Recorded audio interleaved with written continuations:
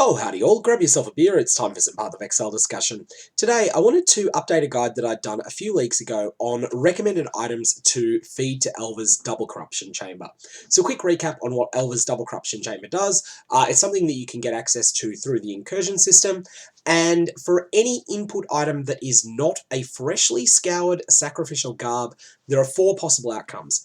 There is a 25% chance that the item that you put in the Corruption Chamber will be outright destroyed.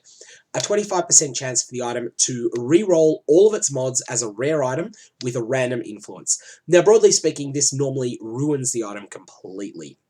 So they're starting out with a 50% chance to ruin your item. Then there's a 25% chance to bleach all of the sockets in the item white. Now, even if it's an item that can never have sockets, so let's say that you're using a 2-stone ring that you're putting into the corruption chamber, even in that case, this will still be chosen 25% of the time, and that will turn all 0 sockets in the item white, achieving absolutely nothing for you. And fourth, it has a 25% chance to replace the existing implicits on the item with 2 vaal implicits. So because vaal implicits can be so strong, as anyone that's ever played around with vaal orbs much knows, they're usually not, but they can be. This means that there is an extraordinarily high power ceiling for a lucky hit from the corruption chamber. Now, in all cases, the item becomes corrupted. Corrupted items lose the ability to gain quality. They lose the ability to be enchanted. They lose the ability for you to apply additional mods through the crafting bench, and they also lose the ability to be hit with divine orbs, among other things, but those are the ones that really matter the most. So that means that you want to keep those things in mind when you're selecting what you might want to consider putting in the 2 implicit corruption chamber. Now, the first thing I want to say is that you can sell your temple instance securely now. If you're in a trade league, you don't need to fiddle around with third-party discords and the like. All you need to do is simply talk to Alva when your temple is ready to go and you've got a connected corruption chamber in it. And then what you want to do is convert that corruption chamber included temple into a Chronicle of Atsuatl, and then you can put that on the trade market, list it for 1.25, 1.3 exalts, and it will probably sell at that price in the current league economy. So that's one option. If you're risk averse, that may be the best option to take. And honestly, if you're risk averse, then you can possibly just stop watching the video now and itemize your temple, or alternately, you can keep watching for some ideas on some reckless things you can do if you feel like having a bit of a gamble with some of your in-game currency. So, the criteria that makes a good item for the 2 implicit corruption chamber. Firstly, it needs to be relatively replaceable. Now, this means different things in solo self-found to what it means in trade. In solo self-found, it usually means either an easily rolled rare, or it means a unique item that you have 2 of already. In trade, it means something that you can afford to lose. So remember that this includes the cost of any quality that you're applying to the item. Now, quality is very cheap to apply to armor and weapons, but for example, one of the items I don't end up recommending that I otherwise might have is Atziri's Foible, a very powerful amulet on builds that stack a lot of mana. And one of the reasons I don't recommend using this item is that you kind of want to hit it with 20 fertile catalysts. And 20 fertile catalysts in the present trade league economy cost more than 2 exalted orbs. And in solo self-found, 20 fertile catalysts is going to take you a long time to farm.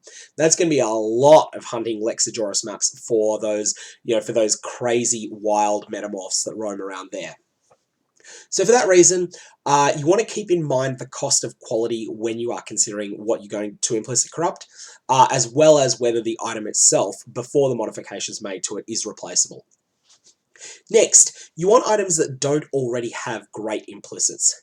So for instance, if you have a cloth belt, then that's pretty easy to upgrade the very poor, very poor implicit modifiers that are on a cloth belt. Very easy to find an upgrade for them. Very hard, on the other hand, to find an upgrade on the implicit on a Stygian Vice or a crystal belt. And so for that reason, you don't see very many 2 implicit corrupted Auxiums. Auxium is the unique crystal belt. The base item is pretty good. It gets used a fair bit, but the base implicit on the crystal belt is so good that most people don't want to trade it in for 2 random vaal ones. You want the item, if you're in a trade league, to be conceivably best in slot if you hit reasonably hard for popular builds. That means that you'll have the maximum resale value. If you're in solo self-found, you want it to be an upgrade on either your present build or a planned future one, and probably something you don't see yourself upgrading past in the future. So for instance, if your build is currently using some sort of middle tier unique belt, and you're thinking, oh, do I want to implicit corrupt this? But then you've got a longer term goal of using a different belt, then you may decide, all right, what I want to do is just itemize my temple and hold it until I've got 2 copies of my planned in-game unique belt. You want this to be in an item slot that has strong best case scenario corruptions. This is really important because there's a huge difference between the pool of corruptions that are available, for example, in the amulet slot, which are reasonable. They're not bad, but the glove slot just has incredible corruptions available there. There's differences around, from item slot to item slot. All of them do have some compelling corruptions, but I would say that the gloves have overall the very, very, very, very best, as do two-handed axes. Okay, and lastly, if you're in a trade league, and this is a tip that does not really apply to solo self-found at all, but if you're in a trade league, don't bother with items that have divination cards for a 2 implicit corrupted version of that item. So for example, Facebreaker. Facebreaker meets all of the earlier criteria. It's easily replaceable, it doesn't have a great implicit, it's best in slot for some popular builds, and it's an item that is in a slot that has great best case scenario corruptions. But there is already a divination card that explicitly grants a 2 implicit corrupted Facebreaker. And that means that you're going to be somewhat disappointed if you turn in a set, if you 2 implicit corrupt your Facebreaker and get a really awesome set. You might find that someone's undercut you because they've pulled exactly the same set by turning in a set of the Unchained divination card. So, with all that intro out of the way, let's talk about some suggestions for each type of league. So firstly, I want to talk belts. Firstly, optionally, you can add a Harvest Labyrinth enchant first. I don't suggest chasing the best possible one, just get one, because you can't do this later. But that's an optional thing. So firstly is in Trade League, there are a lot of builds using Diadian Dawn in the current Ultimatum Trade League. Diadian Dawn has always been a fairly good item, but it's pretty niche. But with the various Elementalist Burning Arrow builds going around, this is much better than it's been in a long time. Diadian Dawn with Abrasive Catalyst quality on it is an outstanding item, granting 1.2% of attack damage leached as life, which is like neither here nor there, but also 42% faster damage dealt by ignites you deal with attacks. This item is incredible, and it's widely used. It's one of the most popular unique weapons used in the current league. Unique belts used in the current league. Additionally, it's only 4 chaos in Trade League, plus your abrasive catalysts are not very expensive either. So this is the one belt that I would consider if you're in Trade League. If you're in solo self-found though, you want something else. You want something that is a genuinely good item that's relatively replaceable, and for that point, we're going to say a Replica Sol Tether. Replica Sol Tether is a really, really strong item that's just all around high power, useful on a lot of builds, but also it's relatively easily replaced. It's a unique item that comes from Grand Heist Curio Chambers, and it's not all that rare in them. Now, one thing that's very important with this item though, you'll see that it has 2 random rolls that can be affected by a Divine Orb. Firstly, there's 20 to 40 strength. Secondly, there's 4 to 6% of maximum life added as extra energy shield. You want the second mod, so the 4 to 6% mod, you want that to be perfectly rolled. So you are going to want to invest some Divine Orbs here and get that to 6%. Then, as well as getting that to 6%, you want to smash this with 17 of the Defense Catalysts, I believe that's a Tempering Catalyst, to bring it up to 7%. Once you get it over that 7% threshold, and it doesn't really matter what the strength roll is, obviously the higher the better, but it's neither here nor there. Once you've done that, then and only then are you ready for the 2 implicit corruption chamber. Remember that you can't do this later. and it's something that will make a huge improvement to your character's power if you do end up hitting something amazing with your Replica Sol Tether. Now, Replica Sol Tether is okay in Trade League as well. I'm just calling it out as an SSF option because it's something that you can very much target farm by targeting those grand heists that grant replica uniques as their rewards. You will find that it's my experience that you get about one Replica Sol Tether maybe every 15 to 18 grand heists that you run. So it's not common, but it's also not super rare either. Next up is an item that is very, very, very good on one particular build, and I'm going to call this out as both the item to consider in the glove slot for both Trade League and also for SSF, and that is Shaper's Touch. Now, Shaper's Touch is extremely common as a drop from the Shaper. It only does drop from that one boss, and the Shaper can be there's a little bit of a learning curve to get over the fight. I do have a guide to the Shaper if you're interested in finding it, but the thing that's important with the Shaper's Touch is that it's a very common drop from a boss, and especially in a Trade League, these are a waste product. People run the Shaper because they want Fragment of Knowledge, they want Fragment of Shape. That's why they're there. They're going to have mountains of Shaper's Touch. You will be able to buy 20 sets of these gloves from the same person if you want to in a Trade League, and you'll probably be able to do that as early as week 3 of a new league. The reason that I like these, though, is that they are unquestionably best in slot in Inquisitor cast on critical strike builds that are fairly popular this league, and also they are, because they're gloves, they have extraordinarily good corruption outcomes. However, I wanted to put an honourable mention in as well because I've only got one set of gloves for both solo, self-found, and trade so far. So let's add another idea, and this is just a simple one. Reasonably well-crafted, item level 85 plus, influenced gloves that have a really good influence mod on them. The rare glove influence mod pool is also amazing, just as the corruption pool is. And so there's a lot of players. It's always the case, actually, that most players use a rare set of gloves, and so 2 implicit corrupting a set of rare gloves is always a good option. The thing is that here you do need to balance up the fact that you have a 25% chance of improving your gloves, a 50% chance of ruining them. Are you going to triple the value when you hit? And often the answer is going to be no. And often, even if you would also have the option of tripling the value of the gloves by using perhaps a Maven's Orb instead on them. So you've got a few different things to consider there, but that's rare gloves. That's the glove slot for you. Next up, we're going to talk about the chest slot. And here, in Trade League, but also in SSF if you're a masochist, but only if you're a masochist, Chevron's Wrapping is an option. Chevron's Wrappings is the most commonly used unique chest piece amongst high-level characters in Ultimatum, and that's because it's just one of the most build-defining items in Path of Exile, and it's extraordinarily good. And it's been extraordinarily good for an extraordinarily long period of time, and that's because it empowers low-life builds incredibly well.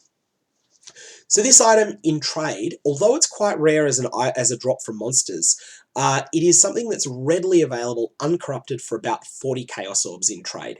And the reason for this is the divination card, The Offering, which drops from a number of maps that have Chevron as their map boss, but also drops quite a lot in armor-specific rewards in heist content. And that's actually, as far as I can tell, the main source of this divination card in the game. And it's also available in solo self-found, but it's no small feat to farm 8 copies of The Offering. If you're up to it, then by all means go for it. But if you find that you're at 2 copies of the card and you're just getting sick of it, then just stop. You're going to have a bad day. So, the other thing that I would suggest, though, so that's the Trade League option. Chevron's Wrappings is incredible. If you get 2 good corruptions on this, you can potentially sell it for as much as 3/4 of a mirror of Calandra, maybe even a full mirror, depending upon the exact combination that you get and the exact league economy that you're talking about in trade, anyway. In solo self-found, what I suggest you do is you find an armor piece that is already 6 linked.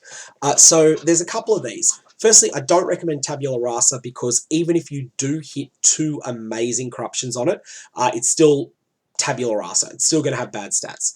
But if you get a Skin of the Loyal that has reasonable colours on it, which is pretty unlikely in solo self-found, but does happen for some people, Or much more likely, if you get one of the divination card sets like the Dapper Prodigy that rewards a 6-linked piece of body armor, and then you just craft that a little bit. You craft it with things like maybe 1 Deafening Essence of Greed, and then if you get something terrible, then you use another Deafening Essence of Greed on it. You're not really trying to craft a masterpiece, you're just trying to craft something serviceable.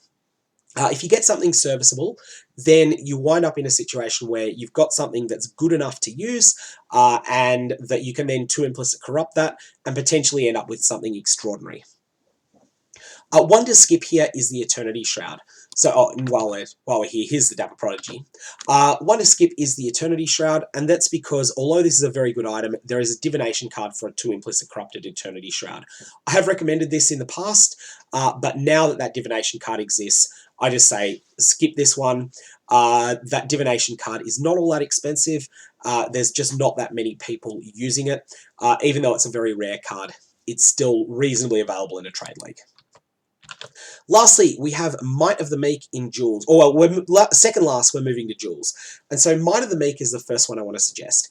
This jewel is more useful in trade than it is in solo self-found because it is best friends forever with the unique jewel Unnatural Instinct.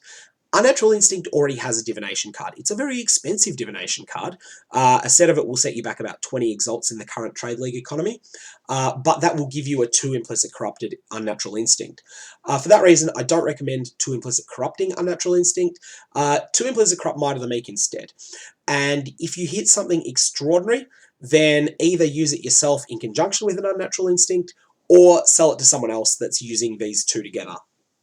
People will quite often start a Scion, and that Scion will use both 2 copies of Might of the Meek and also 1 copy of Unnatural Instinct, and will wind up with an incredibly powerful character as a result of that combination. The other option here for jewels is a rare item. And this specific rare item that I want to suggest is something that you can use either in trade or in solo self-found. Now in solo self-found, this is very niche. It's in the narrow niche of people who are playing aura stacking builds. But what we're looking at here is jewels that are cluster jewels that are crafted to have both First Among Equals and Replenishing Presence together on the same jewel. These are not rare mods. They are extraordinarily good mods. And they are some of the glue that brings the aura stacking build together. You'll notice that these uncorrupted, these cost something like 1 exalt in the Ultimatum Trade League at the moment. Actually, a little bit more than 1 exalt. The ones at the top are probably underpriced and may even not truly be for sale.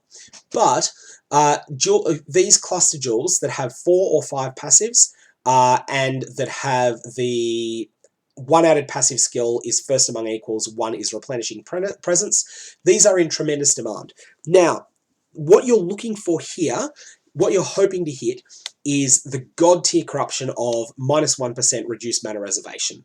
If you get that in a trade league, you should be able to sell that for, depending upon the other mods on the item, anywhere from 50 to 200 exalted orbs. If you don't hit that, but you hit Corrupting Blood cannot be inflicted on you, you're looking at about a quarter of that price. So anywhere from 15 to 50, depending upon the other mods. There's also a few other mods that people want on these at the moment. Things like you're immune to Hinder is another one that's really popular because of the specifics of the ultimatum content. And all of these good corruptions are something that people are seeking after. As well as that, things like your hits penetrate lightning resistance, your hits penetrate all elemental resistances. There's a number of good corruptions in the jewel pool that you can hope to see. So lots of possibilities there, and there's, basically I think these are a reasonably good choice.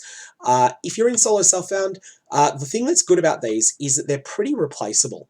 It's not hard to roll First Among Equals and Replenishing Presence on the same jewel, and hopefully you'll have reasonable mods. Hopefully you'll have reasonable rolls in the other mod slots, but even if you don't, you've still got something that is looking pretty solid. Add on top of that 2 corruptions onto a jewel that was already so good that you were definitely going to use it on your build, and you've got something truly amazing. Next up, we're going to stick with the aura stacking theme and jump across to Prism Guardian. Prism Guardian is a unique shield that is arguably one of the two most broken items in Path of Exile at the moment, with the other one being Headhunter. Prism Guardian is an item that has just somehow managed to dodge the nerf bat for so long. It just does so much. This is the best in slot item on Aura bots. It is the best in slot item on Aura stackers.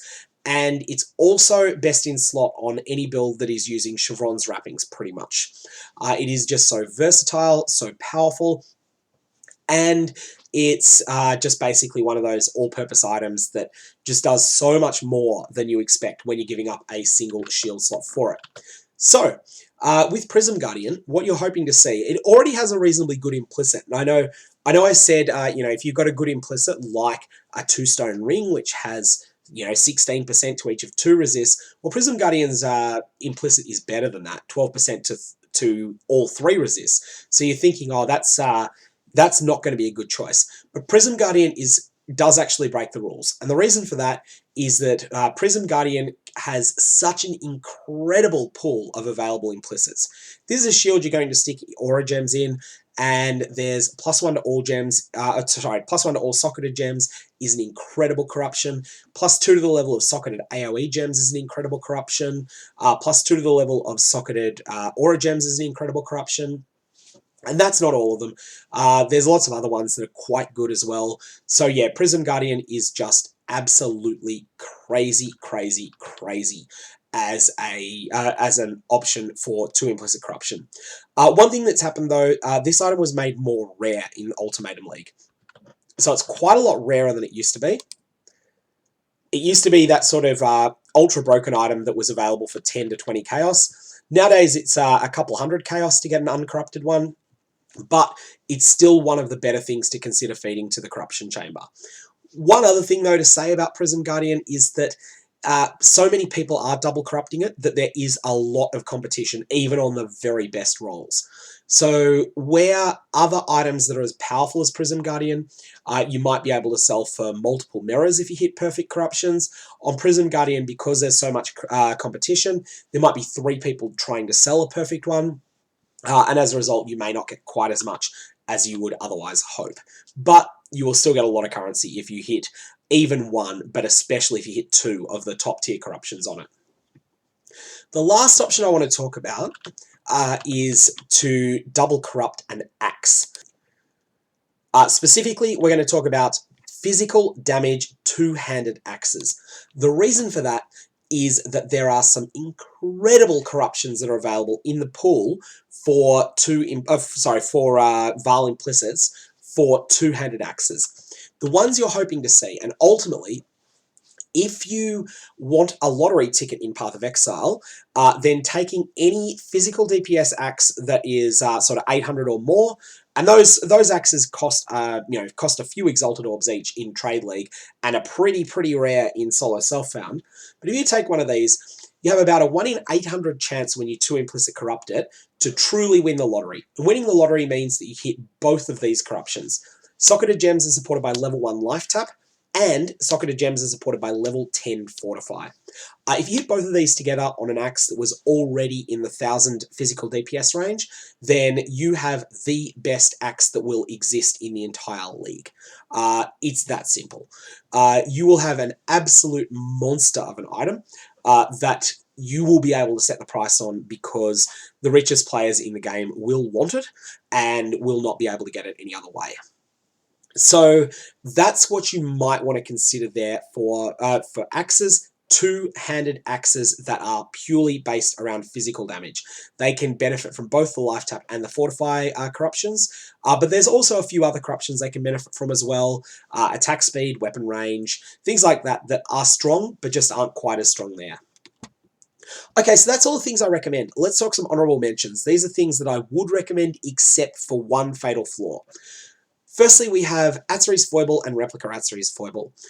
These are very powerful items, but unfortunately they require 20 Fertile Catalysts to prepare them, and that makes them probably too expensive to double corrupt. Now ultimately, a 20 Fertile Catalyst Atziri's Foible is still cheaper than say, something like this here, 813 DPS 2-handed axe.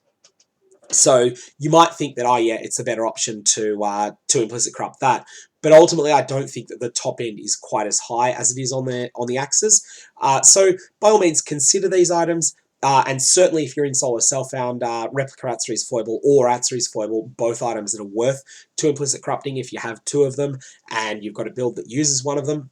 But they don't quite make my tier list, if you like.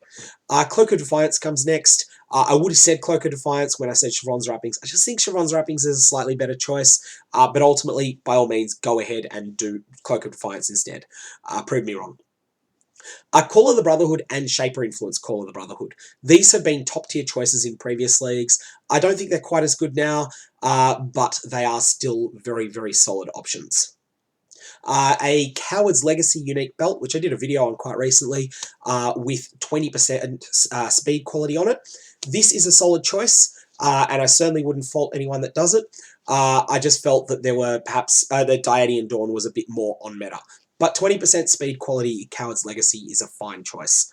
And lastly, you've got Atzery's Reflection, another unique shield that's very, very solid. Anyways, I'm going to leave it there. If you've got any comments, questions, or especially other suggestions, there's always going to be things that I miss in a list like this. You know, it's my suggestions. It's not going to be the authoritative, the definitive list. Then definitely fire away with them below. Otherwise, may your vaal orbs have interesting results and your corruption chambers, and I hope you have fun. I will see you around.